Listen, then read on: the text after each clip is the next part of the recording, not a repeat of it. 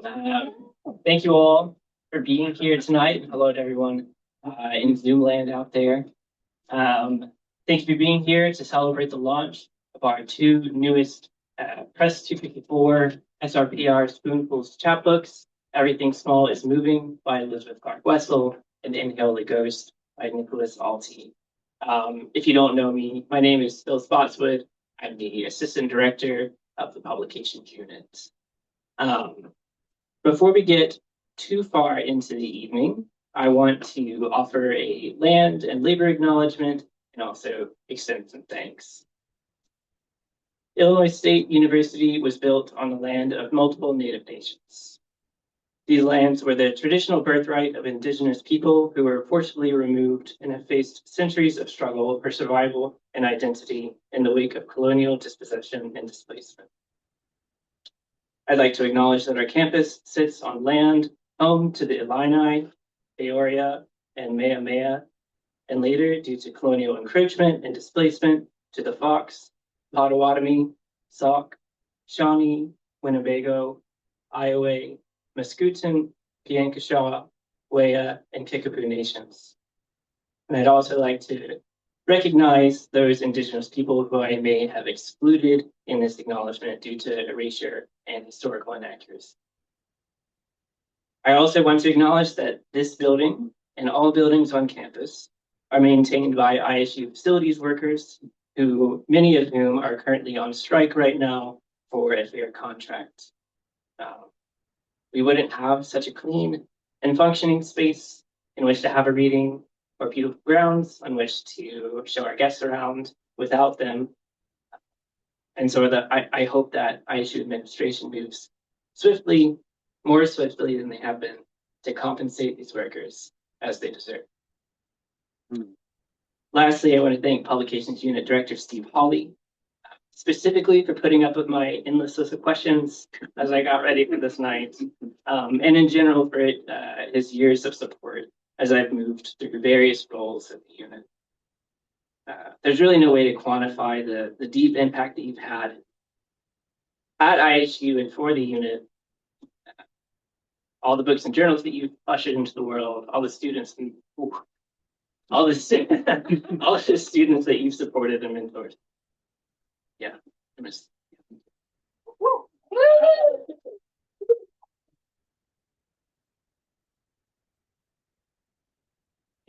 Thanks.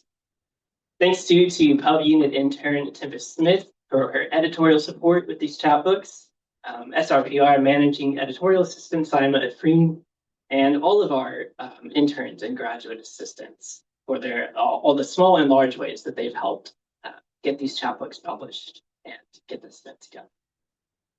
This is an especially exciting launch in that we have both Nick and Liz here with us. I'm so grateful for y'all for coming all this way, for spending the day with us. Spoonfuls Chapbooks are selected, so we run it from a contest that we run in the fall. We cap the submissions at 100, and out of those 100 submissions that we received last fall, Liz's and Nick's books immediately jumped out to us for what I think is their really honest engagement with the strangeness of the everyday, which I think you'll hear comes through in the ways that they very differently handle language. But I'll say a little bit more about each chapbook as I introduce them one at a time. So first up, I would like to bring up Elizabeth Clark Wessel.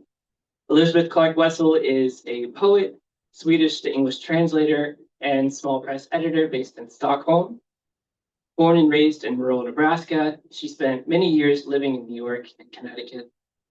She received her BA in liberal arts from Sarah Lawrence College and an MFA in poetry and literary translation from Columbia University, where she taught in the undergraduate creative writing program. Along with Iris Cushing and E.C. Belly, she is a founding editor of the really, really wonderful independent poetry press Argos Books, which has published over 40 titles since 2010.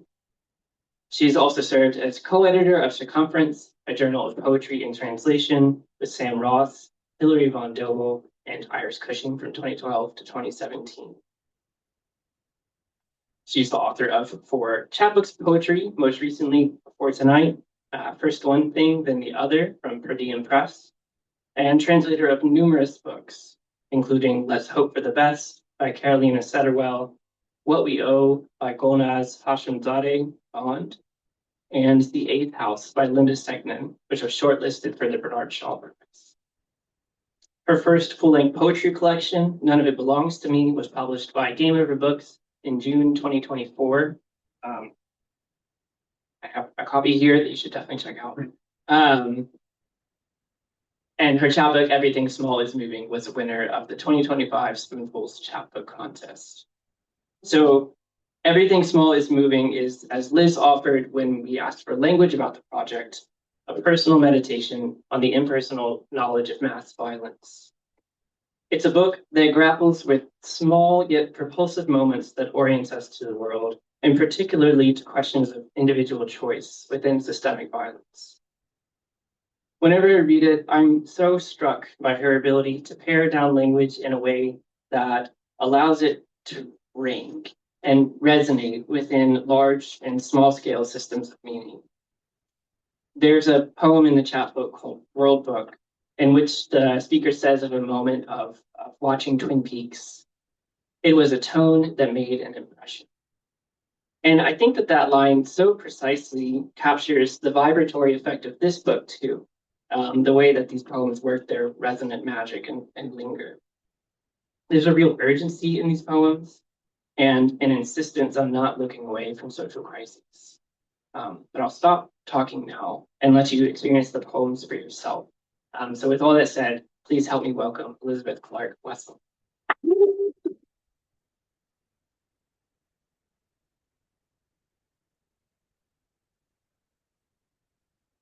I'm kind of short. Let's see. Thanks. Does this work? Sound good? First of all, I want to say thank you, Phil. This has been such an incredible experience of being published. So I felt so cared for, and everything just happened in the ideal way. And I've been in the small press publishing world for a long time, and I've been on either end of that relationship, and this was just really, really wonderful. And I'm just really glad to have had this experience. And thank you so much, Steve, too, for it's such a pleasure to meet you. It's such a pleasure to meet everyone at the publications unit today. I'm so glad we got to spend time together and talk. It's just such a special, I feel such a wonderful vibe from all of you. And I can tell that this is just one of life's little oases and special ecosystems. And it's really precious to be welcomed in. So I'm going to read from the chapbook for 20 minutes? Yeah. Okay. Happier 2. Because it's a sequel. Happier 2. I have given my best years to the banal, to the long morning and the light a certain way, to daydreams and procrastination. The hours of mid-afternoon have been like a drug. So has listening to the same song on repeat. It went fastly. The months collapsed like lungs in the dying patient of the ever-expanding past. The famous poet didn't like my poem. She wrote banal 7 times on its 11 lines. So I carried that incantation with me through these banal years in a little black envelope. Today, I decided to rewrite it for her. It knocked banally at the door, like fascism. Dear famous poet, the banal life is even more so now, but I'm different. I've forgotten what the dream of terrifying intensity once felt like, wrapped in the resilience of my own young skin. Here in the middle, or what I hope is the middle, of the common and compulsory life, I've forgotten what it is to be astonished by unfairness. Instead, what refuses to even out has become the banal window dressing of a privileged life. bleaching away all color and waking me up in the night. Did you know Virginia Woolf's name was on Hitler's list for liquidation if he won the Battle of Britain? I learned that flat in bed with the flu about a month ago, listening to the rise and fall of the Third Reich. My family had gone to the country for the weekend, and I was alone with a sonorous British voice as it related this monstrous back to me from my iPhone.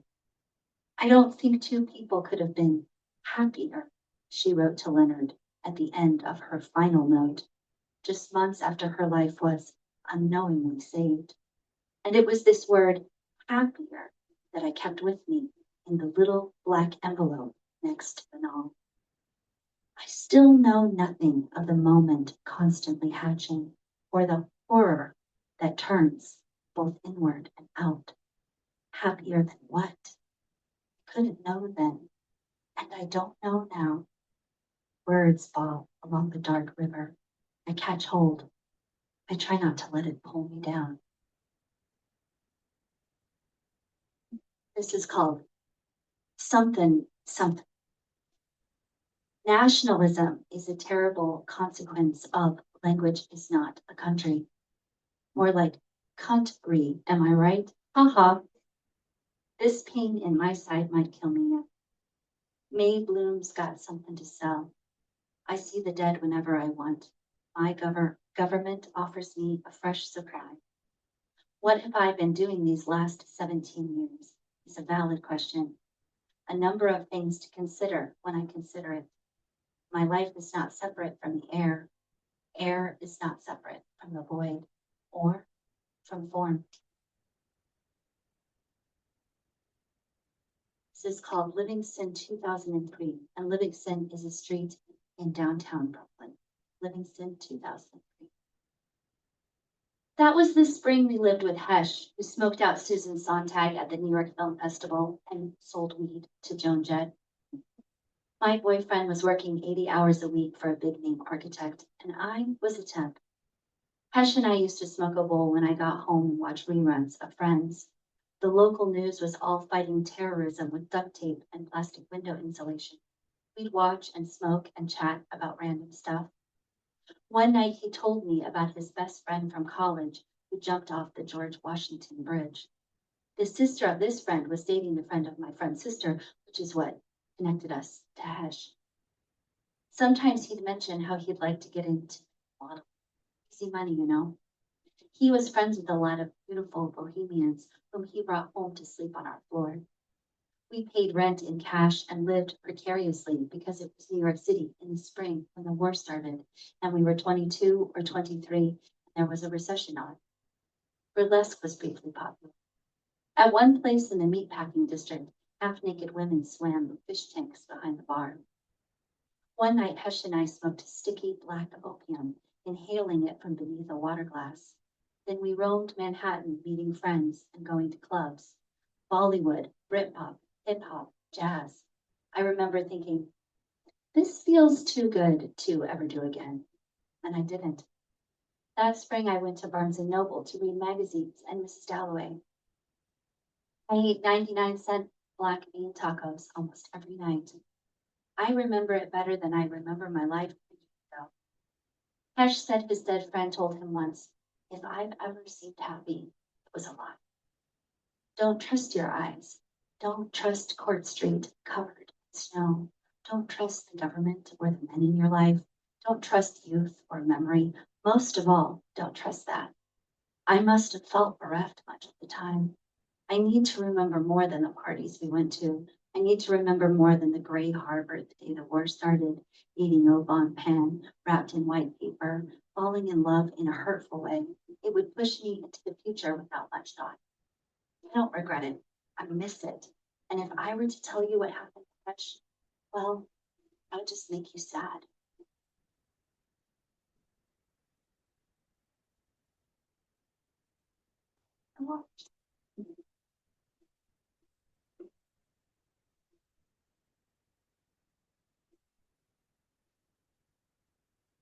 I do not have time in my time. Anxiety is a ball bouncing down the road. I have no words for stress today. This has to be a placeholder for a habit I want. This has to be enough. Money is the root of many things, but all evil, I'm not so sure. Seems like some evil might have existed before. Still, I need to make the money, even if it's not much money, and poetry is not money. Enough, right? Enough. This is called nonfiction. I'm in the kitchen, unloading the dishes, when Gia Tolentino declares her brain has broken. The phone is on the counter, and her voice streams out, describing how the boundaries between the internet and not internet are starting to disintegrate. The dishes suddenly seem less solid to me. Are they dishes or props for real life? It makes me think about the viral image of a woman standing in line to order a coffee while staring at a block of glass. It was an ad, actually, for the phone-shaped glass, and I wonder what in my bundle of data says I'm open to participating in a shtick like that. What is off and what is on seems to be the unanswerable question of this age. It was the social question that obsessed the reading classes of the 1830s and 40s. They entered the dank, narrow streets of the poor and recorded what misery they found in the way they preferred, with beautiful precision and barely suppressed prurience. There was a fluxy, non-linear, and hazy quality to their intellectual life, Christopher Clark writes.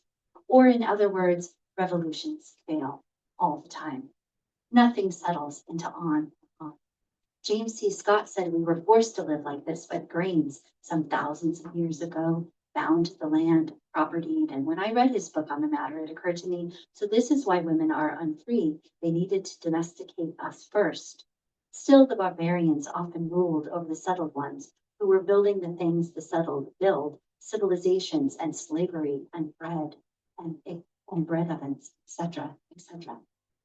In the dawn of everything, Graeber and Wingrove write that cities predate farming and used to pop up with the seasons like Stonehenge and other places lost to time. Easy to romanticize such things and hard not to become a romantic, who were the very best critics of modernity and created whole categories for loss while realizing not a damn thing it's done to stop the losing. The English Civil War was fought over the placement of altars. They immiserated themselves for that and decimated the countryside. A dour god, who had suffered 3 centuries of regular visitations of the bubonic plague and revolted during a brief ice age caused by a still unfathomable and mostly unrecorded loss of human life on the other side of the world. I almost start to root for their goofy king who just wanted to dance and kill Puritans and have absolute power over the people. These were my ancestors, the ones who move, the ones who take, the unreal things they believed in and made real. Guys, what will hold me down to the dusty day and the hours, to the wind that annoys me, to the spectral mirror that I hold in my hand?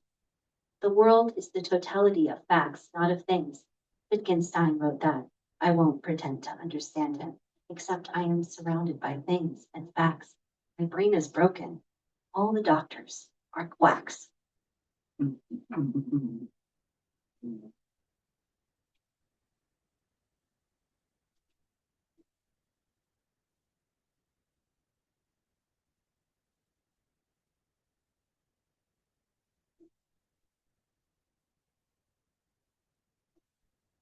Imperial, Nebraska, which is my hometown.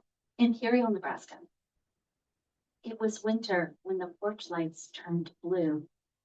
I entered my town from the north, John Deere on the corner, then the county school, the prison architect sign. Then the houses started and their blue light, blue light, blue light. Orange in the blackness would have made sense. Did homecoming already come? This is my homecoming, one of a handful of last. At Pizza Hut, they told me those blue lights were for the police. Why? To support them. Why? Because, well, because. Later, I read the local power company gave them away for free. But you had to go out onto a cold porch, didn't you? You had to climb onto a ladder, or at least a chair. You had to unscrew a yellow-white light. replace it with blue.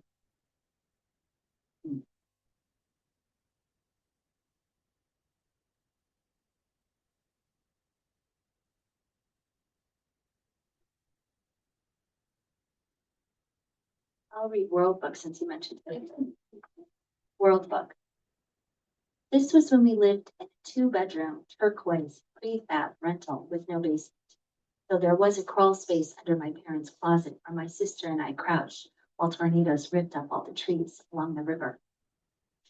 A salesman knocked on our door one day.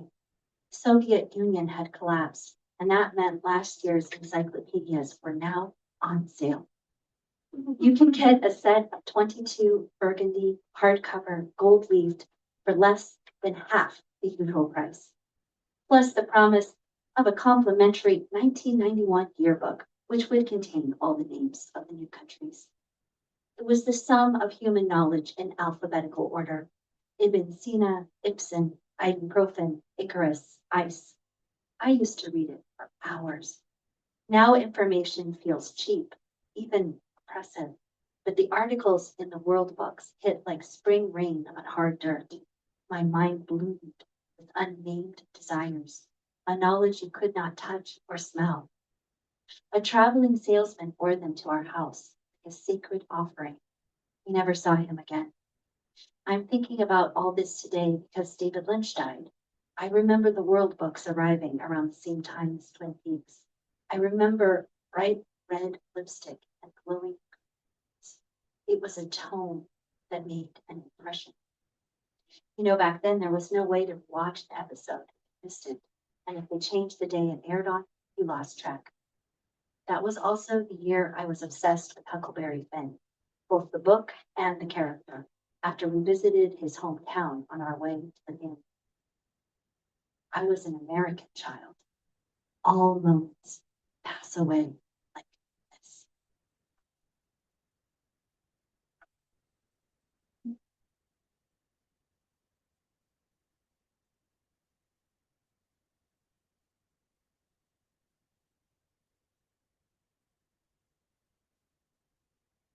Flights. I once watched a made-for-TV movie about an airplane that flies through a storm and lands at an empty airport. Everything looks exactly as it should, except there are no people in this world beyond the passengers, the flight attendants, the pilot, and his co-pilot.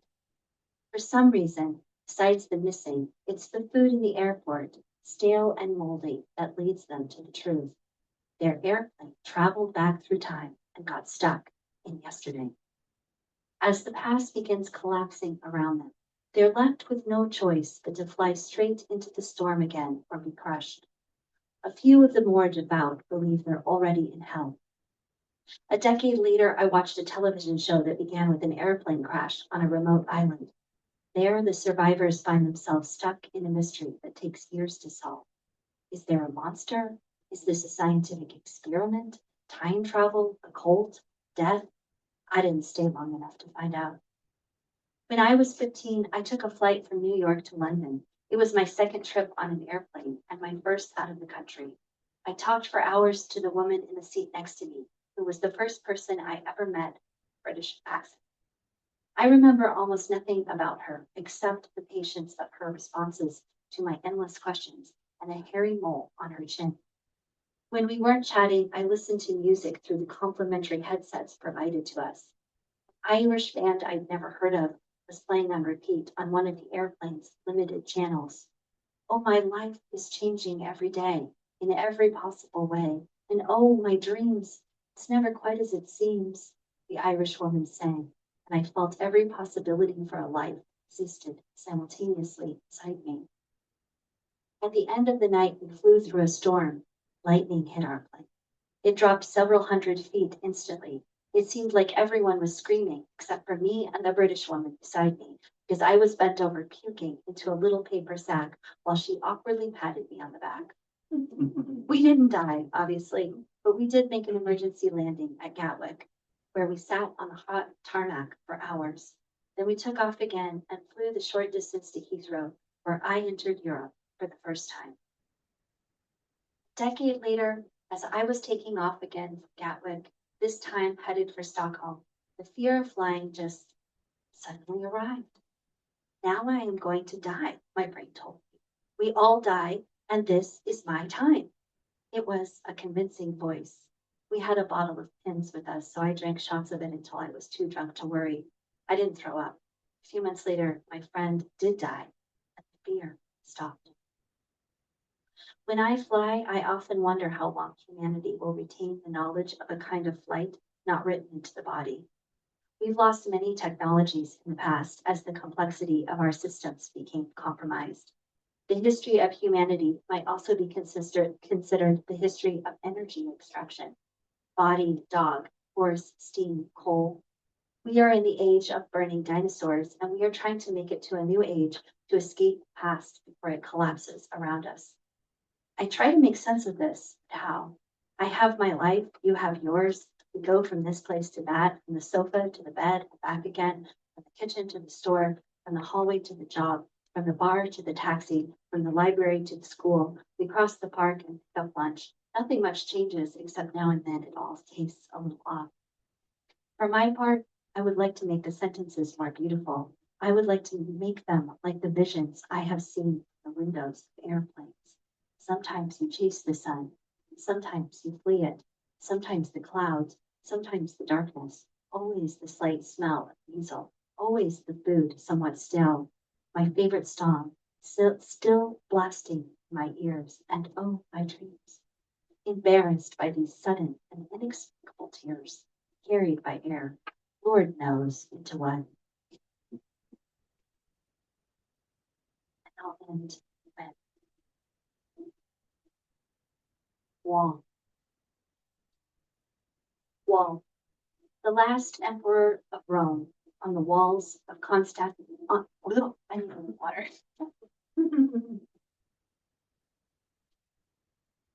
Wall.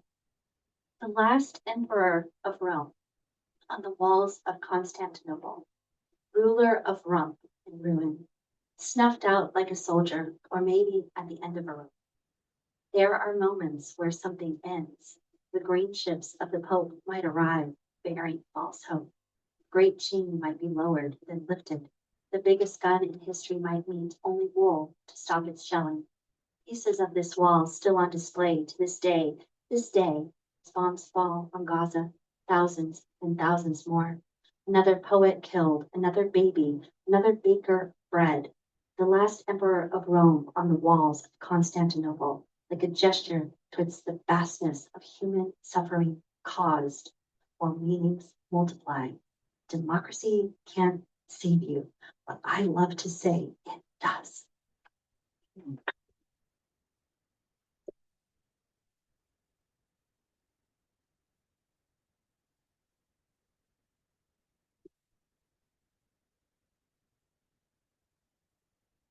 Thank you, Liz. It's really great. It's really great to hear the poems in your own voice. Yeah. So now I'd like to introduce Nicholas Alti, whose chapbook Inhale the Ghost also won the 2025 Spoonfuls Chapbook Contest. From a rural place near Lake Michigan, Nicholas Alti is a bartender in Atlanta and holds an MFA from the University of Alabama. As you'll hear from the poems tonight, he's interested in absurdity, silliness, levity, and surrealism. His poems have been published in Denver Quarterly, the Columbia Review, Poet Lore, and Harvard Advocate, and with great admiration for me, horror poetry specifically, published in Jersey Devil Press, Starline, Witch House, and elsewhere. Inhale the Ghost is strange in all the best ways. Idiosyncratic, startling, difficult to categorize. In the opening poem, Lapsarian, the speaker says, "My dog-meat body smells Baroque." And I think that nicely sets up the rest of the chapbook and its aesthetic interests.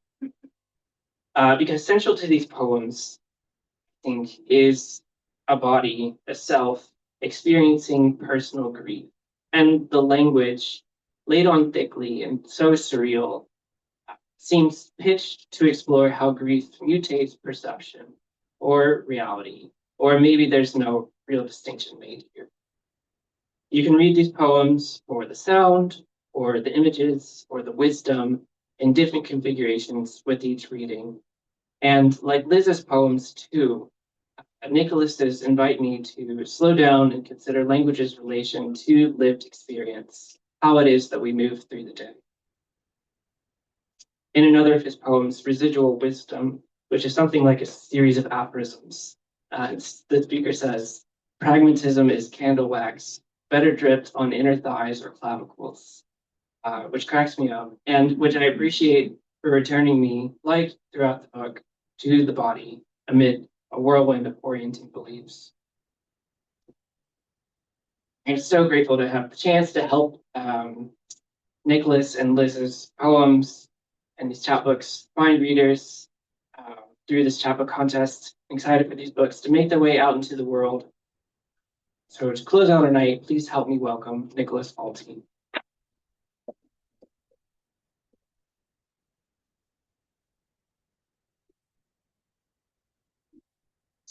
This is amazing. This is so fun for me, and I couldn't be happier. It's my first collection publication experience, and you guys, Phil, you're amazing. You made it so fun and just heartfelt and just great, just great. Everyone I've met here is so cool. You guys are like bursting with creativity, all of you, and you can see it anywhere you look around you guys. Just what you come up with, what you think, and what you do is amazing. Really, really glad to have met y'all and to gotten a little taste of that. And Liz, I'm so glad I got to see you. That was awesome. It's been a pleasure hanging out with y'all. All right. We'll start with Mimic. I opalescent into phenomena slicks upon the air's alligator hair surface. Furthermore, the further merrier. Thus left the spilled corpuscle forked topography on the public concrete. God sacrificed to maybe appease angriest babies. Rain dance in Atlantis, a murder of swarms will drink, fresh with thistle-drenched agave. Rewarded Orpheus kink. Take a peek back at this haunted netherworld you'll never witness. Sasquatch my way from apocalypse to lonely thatch of talking briar. All animals eat other animals whole here. Near the frozen bushel burns the effigy atonement takes form from, so we worry a little less about nasturtium. Your Nostradamus is getting all over my Nosferatu. It might help to ventilate this necropolis.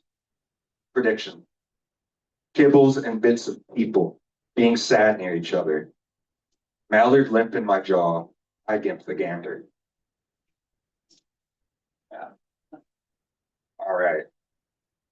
Proximity ignorance and other fundamental misunderstandings. Convinced the location it's desolated, with a magnetically jagged disregard for travelers, the sole porta potty fully inversed, inoperable. Wrong turn somewhere, and somehow I found both strange areas familiar. Handful of small bones you can put in a tree trunk and save for later, divination or pure soulless purposes. Soulless purposes. I've eaten enough sickly crawdads to know swamp gas isn't an answer, and the promise that gets kept doesn't need declaration.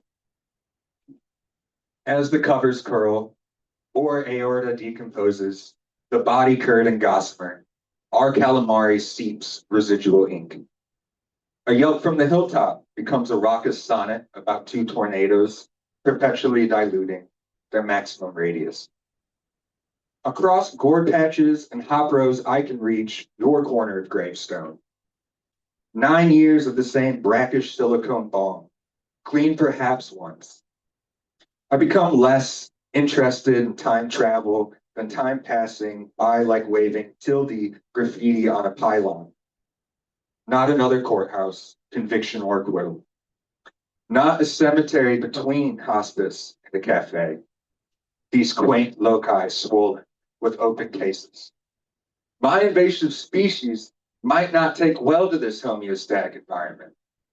Almost like your carbon coats all stillness around me like pollen collected on roadside scrap metal. For whom the tomb croons as a blues is a color of mortis. I'll still transfix upon alternative endings with more existence. Overall contribute fault to locusts where guilt cannot be uprooted. Human mojo. People can eat some pain. Chug small loads of detergent or toad venom. Can overplant tobacco and put a match through an areola piercing. People can fake pleasure, nervously suckle strangers. Can fill a birdcage with squid ink and camphor. Conjure carbon monoxide in a garage. Split flesh, lapse, take a shot at the king. Eyeball it, eat the house, even odds, guillotine spines. I put it on the scale, short a few grams. My friends rightly feel abandoned. I adorn the saline shawl of hot ocean, unilaterally uninhabitable and ionized. People can make mistakes and not change their ways. Lightning can't strike a different place. Action happens in the reframe. It only sees if you look away. I'm 6,000 years old, trampled flat. I dress for the job. Become an orb of phosphorescent miasma and insert into orbit. Can't retain leakage with gauze. Stop ooze with adhesives. Come in, let's fall out. Let's all turn the dial down to 11. Right to deny you service. Withhold my graces.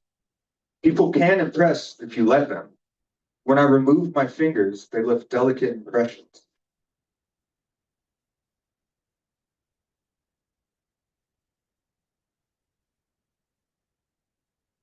Okay, crowd pleaser. So don't hate this one, please. I'm listening for clues in amoeba beats and pulsar pulses. Paranormal clarification. For an infrared hint, an electromagnetic message. Some static frequency sounding like the alchemy that turns press to powder.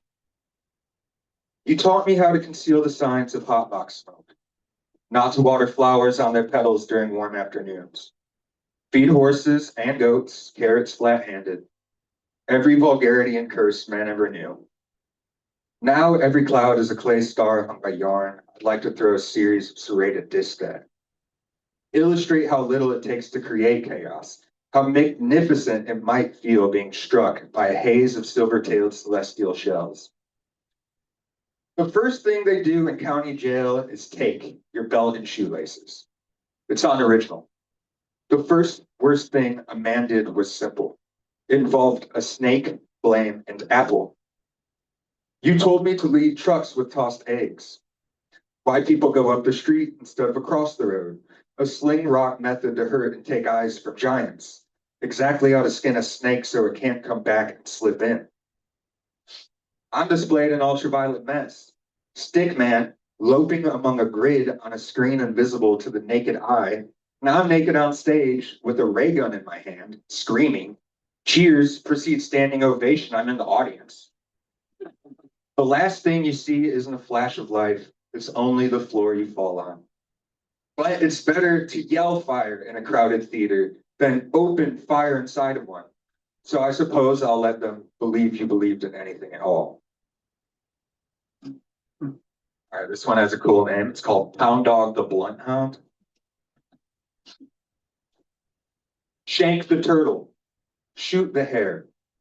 Leave a lover's paper trail. Axe the ballast. Slash the mast.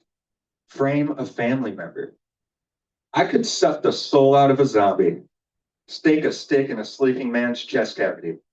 You're factually insane if you actually think I'm like those other parts people processors. Listen, gold shower, pyrite mudslide, what have you, whatever. What matters is the cleanup, the importance of erasure, containing chance by eradicating variables. Nowhere left with so much to hide, you're spliced to win, Jupiter. P.S. I hid the murder weapon in your lunchbox and have already swapped my face out. I sound like a warbler, but walk like a soldier.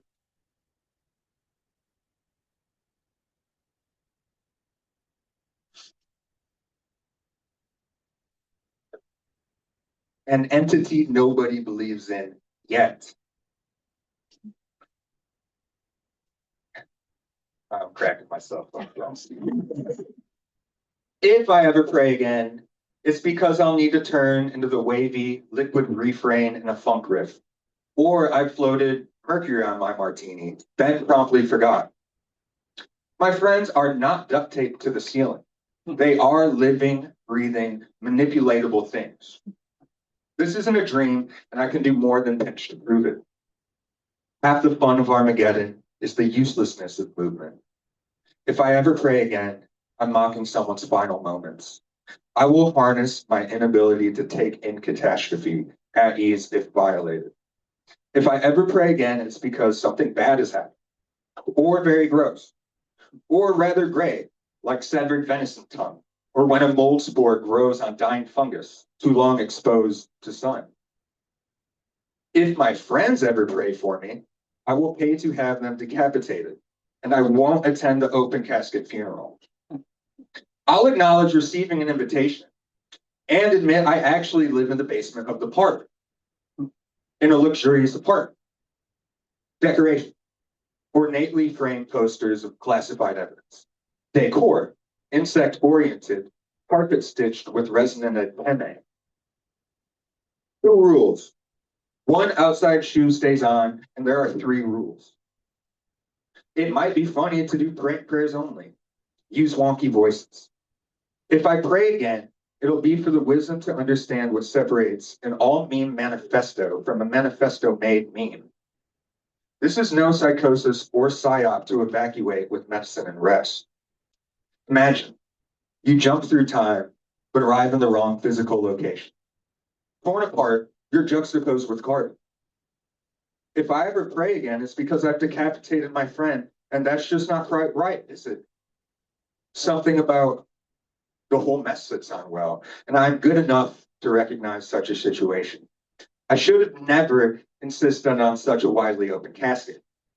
If I ever pray again, it'll be a selfish attempt at resurrection, totally unwilling to extend myself a helping hand, a good enough man, sensible and resilient, like a reptilian or serpent.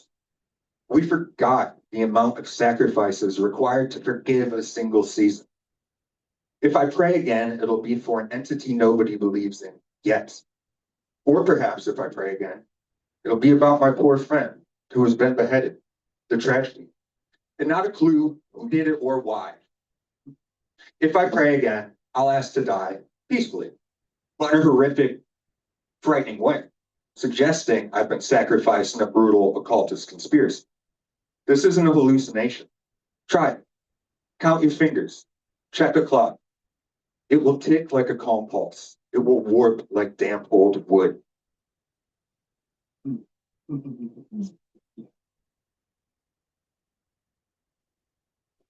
Okay.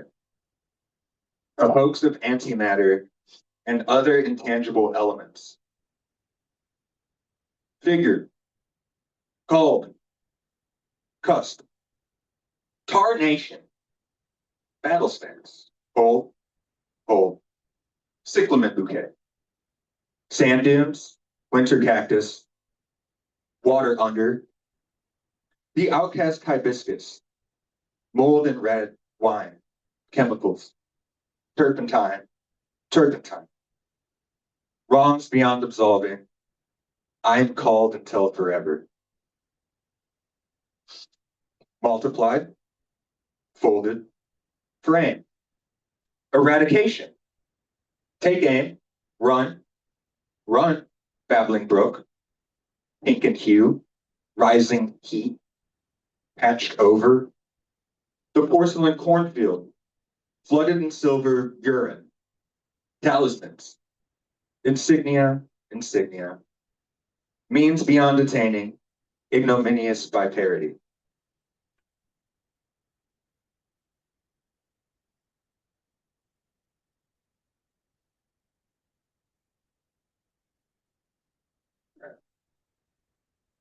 body a wish misinterpreted. It isn't fair to take credit for miracles, but I'm trying. Let's not confuse flesh with mercy. Let's not touch each other's hurting. So you see me, lightning stuck in thunderheads, far, far over a lake, a faint echo in the distance, glowing like a swarm of opals, a gasp at dusk. To think, all this time, I thought you were supposed to remove the pressure from the wound. A fucked up mess. Panther with sparrow legs, ketchup on tilapia, toothy kissing with ticking Tourette's, vomit with bleach in it.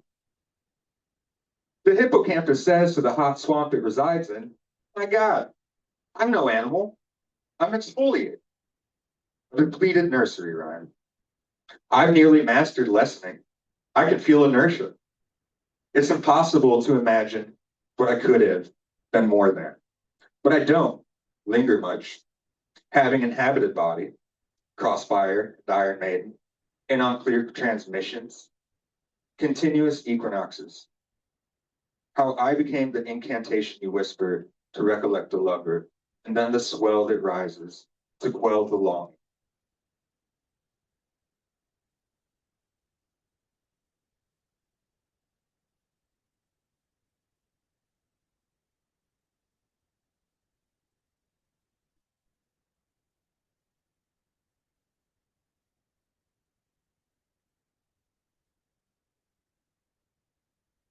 Here, this one's fun.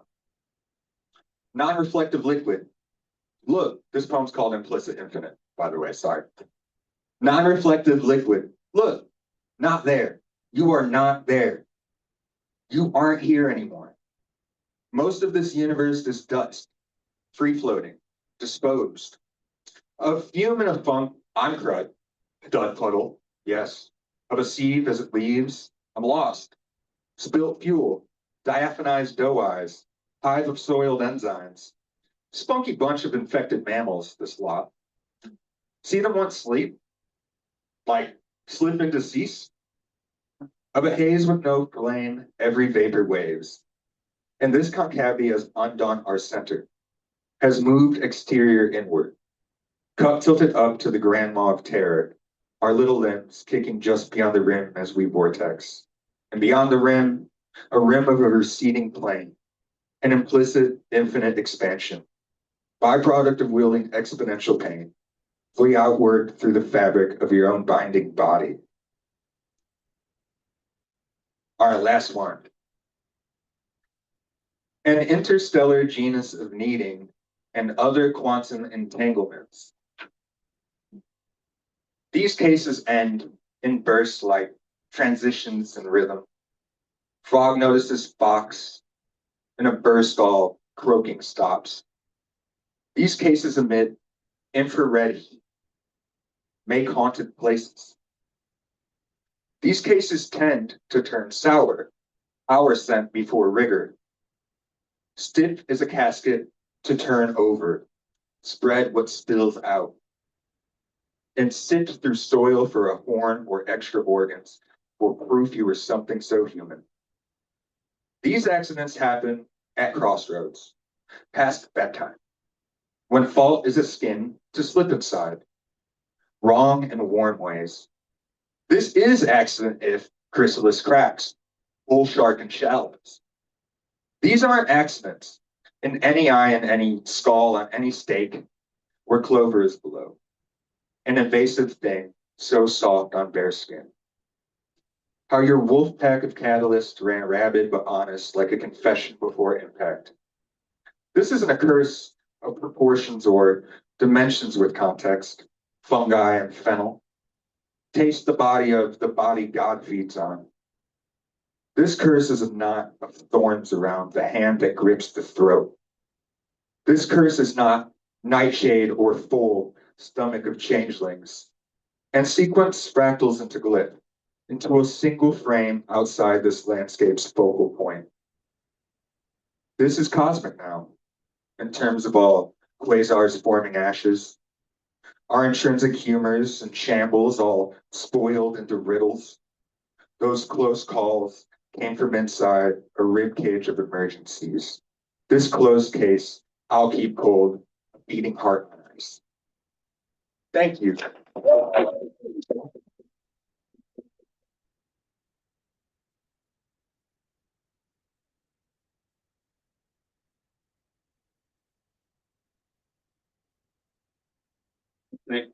Really glad, yeah, we got to share this first chapbook experience with you. Hope there are many more future for you. So if you are willing to hang out for a little bit past 7, we can spend about 10 or so minutes doing some Q&A. If y'all have questions for Liz and Nick about their chapbooks or their lives as artists or any of their other work, yeah, if I can ask y'all to come on up here and I can kind of just field questions. And if you have a question if anyone on Zoom has a question, I think maybe just raise your hand, like use the hand icon so we can see you. And on you can just break your mic and talk. But yeah, kind of open it up to questions. Sure. I have a question. I'm wondering if both of you could speak to how it is you approach a project and finish a project. I know that you have a number of chapbooks, and this is, you said, Nick, your first chapbook, and I'm wondering how you both, did you find yourself in the midst of a project? How did you end it? Like, yeah. I know. So this was like a distillation of all the stuff I had that this chapbook was. And I just slowly withered away at like my main core chunk of text to see what was working with each other and how it was working with each other. And a lot of them were newer poems that would pick up on old themes and images and motifs that I would forget about, and then would bring some like other poems into the mix. But this is just like, yeah, a distillation of a lot of poetry. And then I'm hoping to use this as like a basis to expand on with new work, if that makes sense.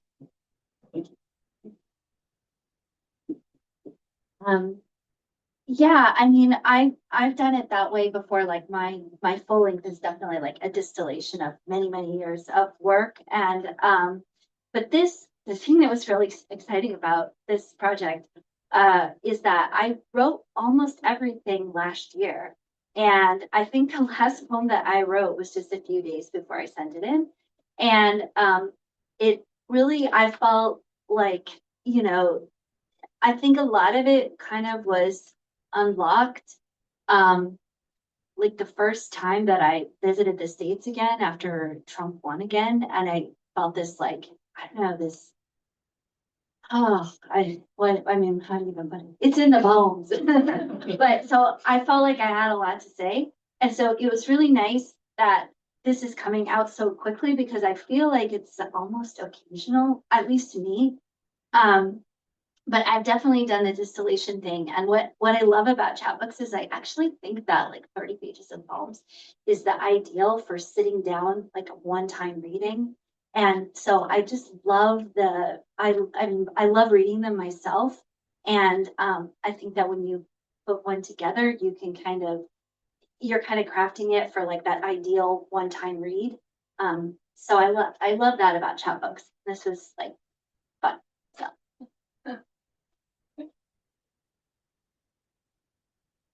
Other question, Joe? Hang on, Steve. Yeah. When I was looking for this, I see that you're doing a lot like the shaping on the page. So I was wondering if you could talk a little bit about like how that sort of is your writing. Yeah, of course. So I generally try to start like sonically and just with the noise and how the noises feel and stuff.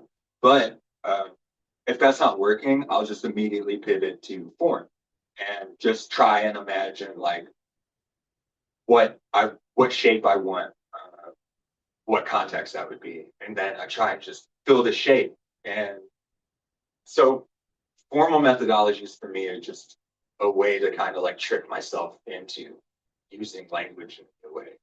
I think. But I definitely, I also just from one poem to the next, like I don't want to be redundant with my own work. And so I'll try and like, if I do a block text, like Bridget Pegan Kelly style, you know, I'll be like, all right, check that off for the next like 3 years. You know, so then just try and keep finding new stuff, ways. But yeah, I'd say it starts with the sonic motivation. And if I can't get to that, then the form really helps me like break into it.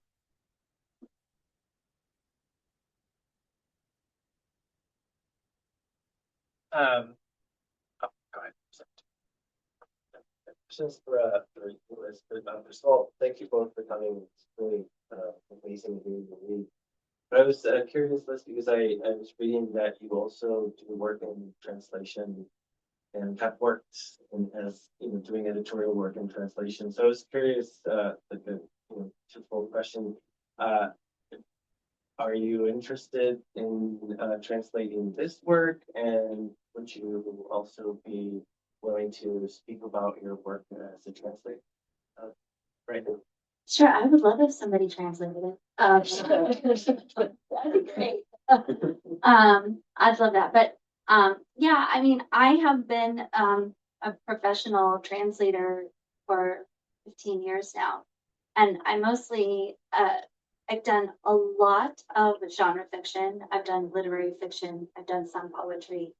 But it's been my day job. So I kind of, I seek out what brings in money. But I definitely think that, I mean, there's no doubt that if you work as a translator, that's gonna inform how you think about language because you're working with language all day. So I think like in my full length, there's quite a few poems that actually are directly dealing with that, and kind of the weirdnesses that come from working as a translator, because you just like constantly like, seeing like, oh, it's actually something that feels very simple is actually very difficult. And maybe something that you think is going to be difficult, all of a sudden is very easy. So I think that those kinds of weirdnesses, I've written about that a lot.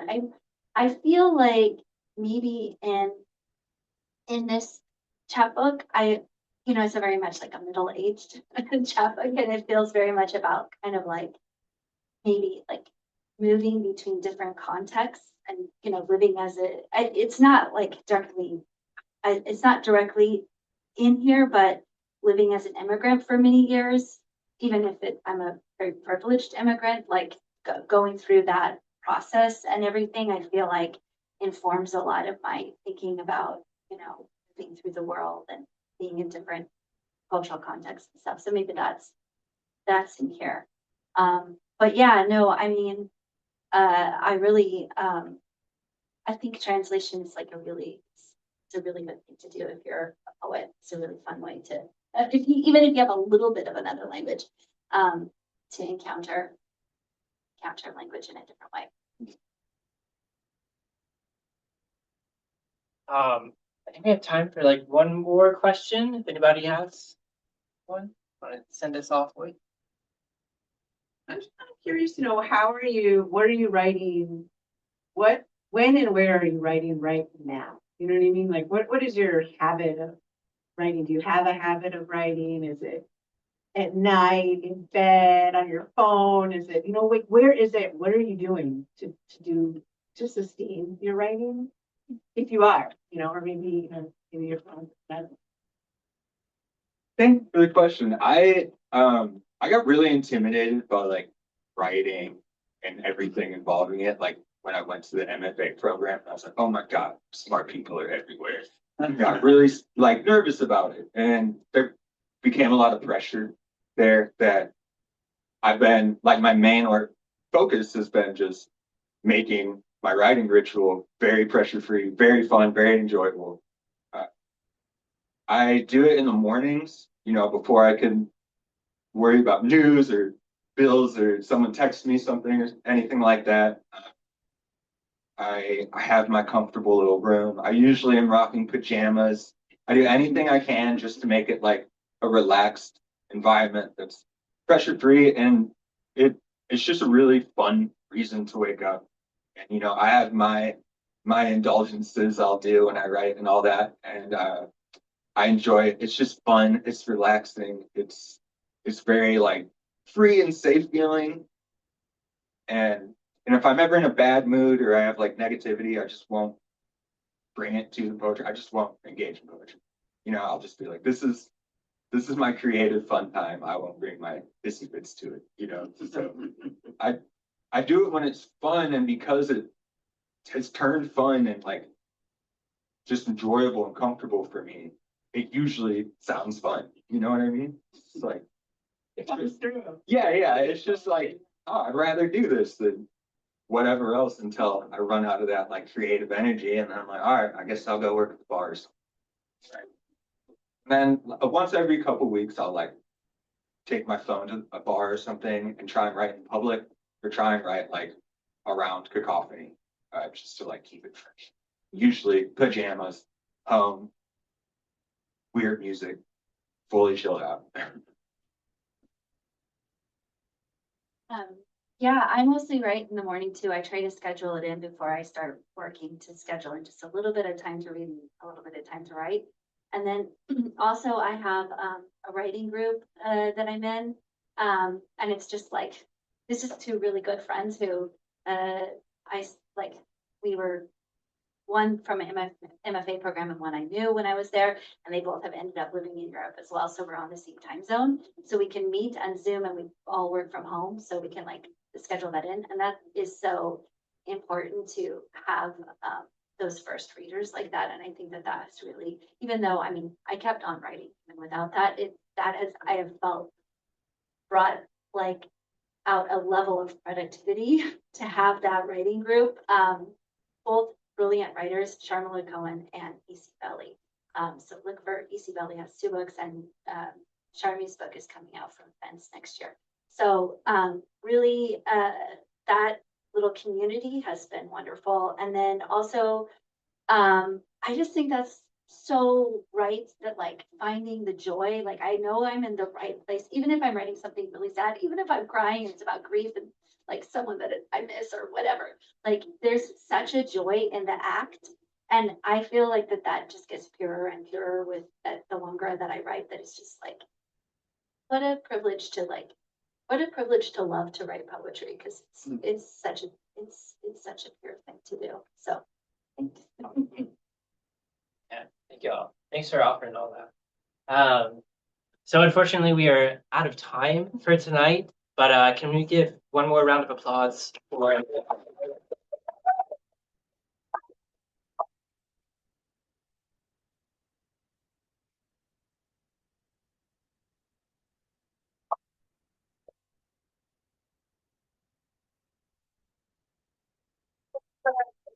Listen. yeah, so feel free to hang out for a little bit longer, mingle. So we have chapbooks for sale. So we have a special bundle price going on. $15 for both. So yeah, buy a chapbook and get them signed. We can do have card readers, so we can do card, we can do cash, whatever. Everyone, well, there's two. Okay, thanks so much, everyone on Zoom. Have a wonderful night. Thank you.